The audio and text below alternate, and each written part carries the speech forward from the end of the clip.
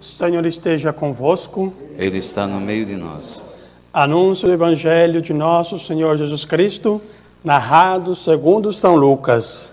Glória a vós, Senhor. Naquele tempo, Jesus dizia: a que é semelhante o reino de Deus e como poderei compará-lo? Ele é como uma semente de mostarda que um homem pega e atira no seu jardim. A semente cresce e torna-se uma grande árvore, e as aves do céu fazem ninho nos seus ramos. Jesus disse ainda: como poderei ainda comparar o reino de Deus? É como um fermento que uma mulher pega e mistura com 3 porções de farinha, até que tudo fique fermentado. Palavra da salvação. Glória a vós, Senhor.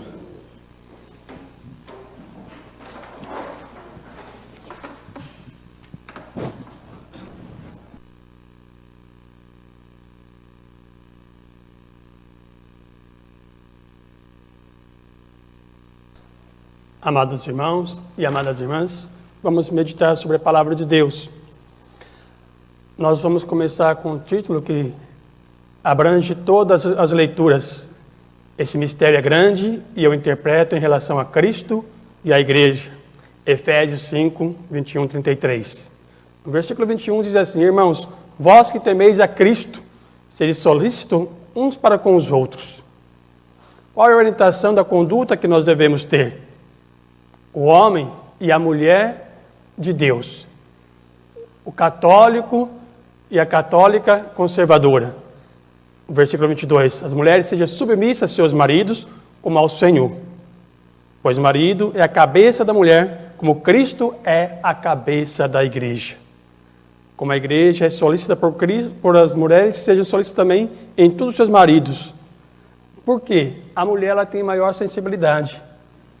Se a mulher estiver equilibrada, com fé, se ela estiver diante de Deus, ela consegue trazer o marido para casa. Mas se ela estiver longe de Deus, ela desequilibra a casa, desequilibra os filhos. Então, por isso que ali a referência a essa submissão, a primeira submissão não é ao marido, é a Deus. E quem é submisso a Deus tem o controle sobre as suas vidas. É esse o sentido real da Sagrada Escritura, da submissão. Na verdade, na palavra grega, nós não temos uma palavra exata para essa submissão. Ela significa, assim, sustentáculo. Como esse ambão está segurando esse livro, é assim que deve ser a mulher. Ela vai ser esse sustentáculo para o marido. Nesse sentido que nós entendemos e que é a realidade.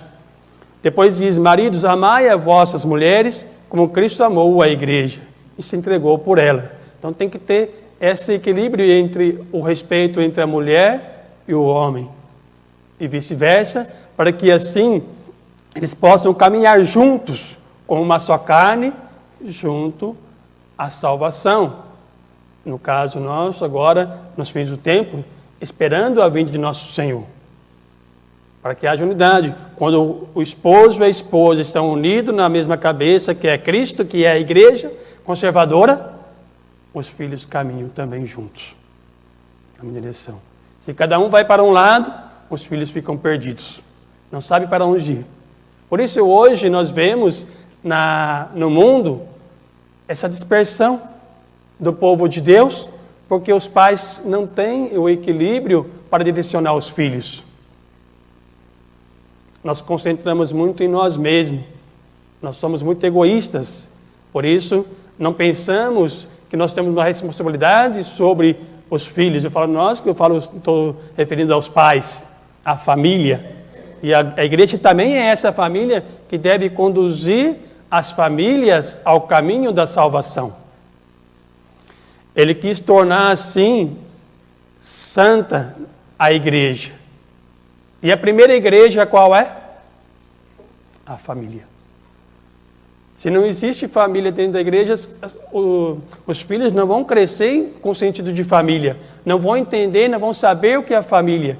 Se a família não orienta numa fé, numa doutrina conservadora. O que significa conservadora? Quando se diz, as pessoas têm um medo da palavra conservadora, né? É conservar o que é bom. Conservar o que é reto. Como diz a palavra ortodoxia, reta intenção, reta doutrina. Uma doutrina que tem um caminho, porque não existe várias doutrinas. É uma doutrina só, é uma palavra só, é uma igreja só. E é essa a igreja de Deus. Aqui se diz como igreja católica, apostólica, conservadora, a palavra viva de Deus, guiada pelo Espírito Santo, através do profeta e Papa Pedro II. Este é o mistério grande e eu interpreto em relação a Cristo e à igreja. Efésios 5, 21, 33. E deu-nos vários sinais para isso. Um chamado, à beira de uma casa de tolerância, mostrando o caminho, onde estavam ali, todos iam para o caminho do pecado. Foi ali que Deus chamou. Foi naquele momento que Deus chamou, dizendo, Bento, vem, em 1972. Foi um começo do resgate da humanidade para preparar para o fim dos tempos. Parece que já faz tanto tempo, né? Ou parece que foi ontem também, não parece? 1972, para quem não viveu aquele tempo, né? Parece que foi ontem. Olha como o tempo de Deus é. Um dia como 1000 anos como um dia. 1972, já fazem 44 anos.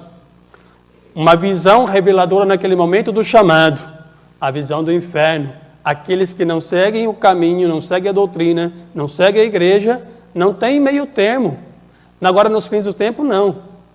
Até ao tempo antes do chamado, tinha o purgatório. Aquele que já está no purgatório continua no purgatório, até a vinda do nosso Senhor Jesus, que vai resgatar as almas que merecem. A partir daí, céu ou inferno. O purgatório existe ainda para aqueles que já estão lá. É o último, nós temos são 3 chamados. Nós estamos no segundo chamado, que agora é a vida do nosso Senhor. Quando os anjos tocarem a trombeta pela ordem do justo juiz, não haverá mais tempo de conversão, de mudança de vida. Porque já está sendo anunciado o segundo chamado agora, a segunda revelação, que é a última revelação. Quando tocar a trombeta, já não tem mais tempo. Chamou um músico, alguém que não conhecia muita coisa de Deus e da igreja. Como ele mesmo disse, mas o que eu vou fazer, Senhor? Eu não entendo nada disso.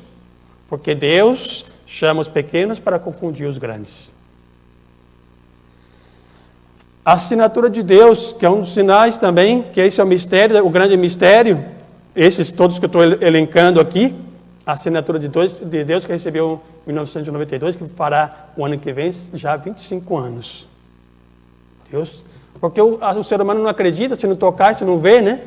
Então Deus dá a assinatura, coloca ali o seu nome, no mistério, ali debaixo da árvore, coloca aquele sinal, para as pessoas perceberem que há um grande mistério, que o grande mistério é o próprio Deus, tanto que ele colocou a sua assinatura ali. Depois nós temos também outro sinal, a Arca da Aliança, onde hoje está guardado o livro, ou alguns chamam de livrão, né? O livro por si, né? Que é a palavra viva de Deus. A Sagrada Face, interessante, né? Porque a Sagrada Face, nós vemos o Santo Sudário, né? Que está lá no Vaticano, né? Lá em Roma. Mas por que foi trazido a réplica para cá? Um mistério também que os anjos pintaram na coluna ali, né? Acima da coluna. Porque não há necessidade mais de ir para Roma. Porque lá já se perdeu. Então o sinal agora, onde é? Taquaras. Então, quem tem que fazer uma romaria até Roma, hoje nós já não precisa mais. Porque o sinal já está aqui. São os mistérios da igreja verdadeira, da igreja conservadora. Então é preciso estar atento a esses sinais. E o selo papal, né? Que foi dado por Deus, Espírito Santo, mas entregue àquele que foi o último Papa antes de Roma se corromper. E por aí foi transmitido para o último, que é agora Pedro II, pelo próprio Papa São João Paulo II, né? Que agora já passa a ser o Papa, antes conhecido como Bento da Conceição, agora como Papa Pedro II. O Evangelho de hoje nos fala a semente que cresce torna-se uma grande árvore, e as árvores do céu fazem ninhos nos seus ramos. É o Lucas 13, 19. Jesus está comparando o reino do céu com uma pequena semente. Nós temos várias espécies de semente. Quem olha para uma semente, alguns até jogam fora. Não sabe o sentido que tem. Aparentemente não serve para mais nada, né? Mas a semente ela tem um grande mistério, uma grande força, que é a força vital. Quando você coloca ela na terra, a prepara, a aduba, rega, cuida, ela cresce, ela vai germinando, vai crescendo, se torna uma árvore, umas maiores, outras menores, com uma raiz, um tronco, dá os galhos, as folhas e produz fruto. É assim que deve ser o reino dos céus dentro de nós. Nós vamos construindo já aqui o reino dos céus, para nós podermos merecê-lo. A palavra viva, a palavra de Deus, que é jogada no nosso coração, que é a semente, ela tem que criar raízes. Senão o vento bate e leva. Um vem e fala uma coisa, você vai atrás. Outro vem e fala, vai atrás. Vai falando, vai indo atrás. Porque você não criou a raiz na palavra de Deus. Ela torna um tronco forte, firme, porque nem o vendaval, nem uma tempestade, nem uma tribulação derruba essa árvore. Porque ela está fincada com a raiz em Deus, na palavra viva de Deus. Esse é o sentido dessa parábola que Jesus nos conta. O sentido de deixar Deus agir. Porque nós queremos fazer como nós queremos. Ah, mas eu sei, mas porque eu leio, porque eu rezo o texto, porque eu leio livros, porque eu leio livro, leio tantos livros. Então eu sei tudo. Primeiro que, olha a história de Jesus. O reino dos céus é comparado com uma semente. Olha a simplicidade do ensinamento de Jesus. Aí você lê, mas o livro, a palavra de Deus, tão simples. Um homem que nem sabe falar o português muito bem, ele nem conhece, ele não estudou. É os mistérios de Deus. É o mistério de Deus. Deus, ele escolhe aquele que ele quer para confundir aqueles que se acham sábios, que se acham grandes, que se acham inteligentes. A inteligência que nós podemos encontrar diante de Deus, que vai valer para Deus, é a nossa atitude. A atitude de ter caridade, de ter misericórdia, de ser solícito para com os irmãos. A missão que o profeta tem não é uma missão fácil. Assim também como do padre de levar. Aqueles que levam a mensagem, não é uma missão tão fácil. Aparentemente, né, quem olha assim, mas tem uma vida muito fácil, porque tem uma casa, tem um carro.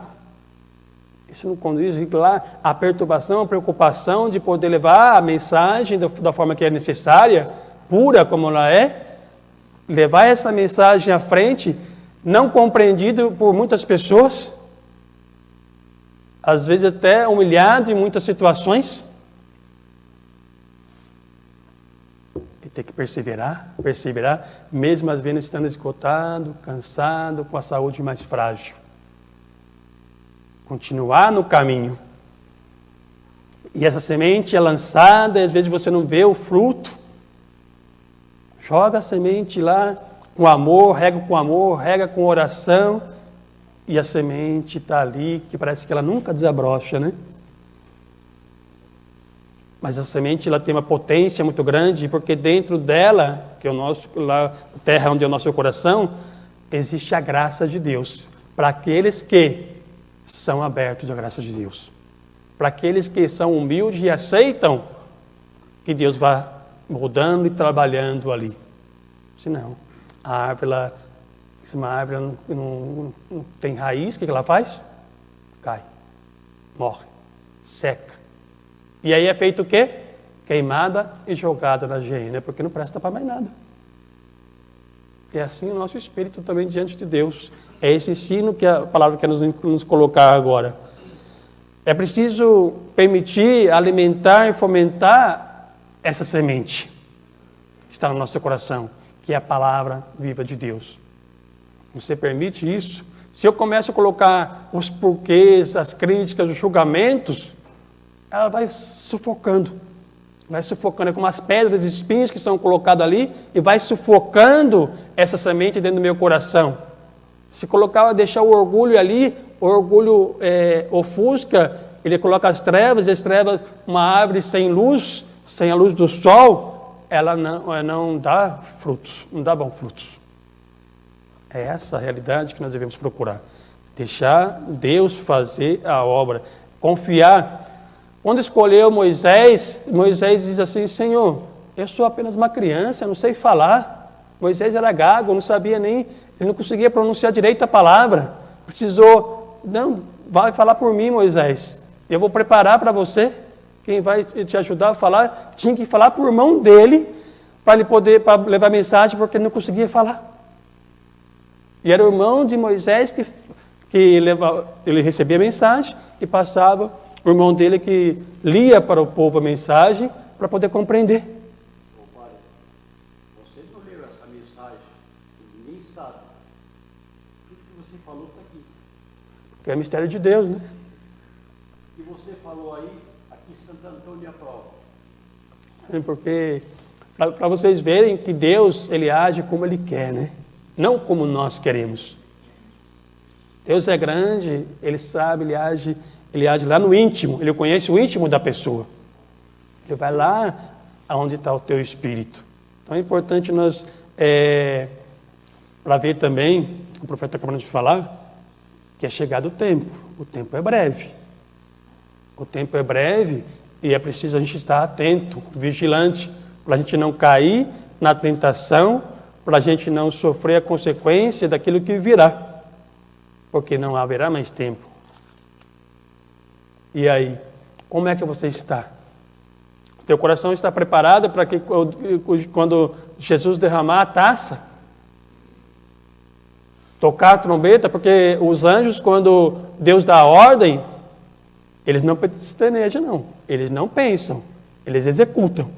Então, quando der a ordem para tocar a trombeta, para o julgamento final, é necessário a gente estar preparados. E só estará preparado aquele que for humilde. Então, coloquemos o nosso coração de Deus, diante de Deus. Hoje nós celebramos também Frei Galvão, né? Celebramos Frei Galvão também, que foi uma pessoa humilde, simples, que deixou as coisas do mundo, um homem muito culto, muito inteligente, mas quase não parecia. Alguns sabem algumas coisas dele, porque fez uma obra, um grande mosteiro lá em São Paulo, para as monjas, uma igreja. Poucas coisas se sabe da vida dele, na verdade. Por quê? Ele não deixou crescer nele aquilo que ele tinha de virtude, mas deixou crescer a virtude de Deus diante dele e levou essa virtude para o povo. É assim também que nós devemos ser. Todos nós temos virtudes, qualidades, mas também temos muitos defeitos. As virtudes são menores diante dos nossos defeitos. Deixamos então Deus moldar o nosso coração e deixamos transparecer mais, mostrar mais diante de Deus como aquele pecador, que nós lemos no Evangelho de domingo, que ele diz: Senhor, eu sou grande pecador. Também tinha muita qualidade, porque ele foi humilde de assumir o seu erro. Mas o que ele disse: Senhor, eu sou grande pecador, tenha piedade de mim, perdoa meus pecados, porque eu não sou nem digno de olhar para o céu, de olhar para Ti. Pensamos então a Maria Santíssima também como mãe e redentora, porque ela é corredentora com Jesus, que ela nos ensine o caminho da humildade. Louvado seja nosso Senhor Jesus Cristo.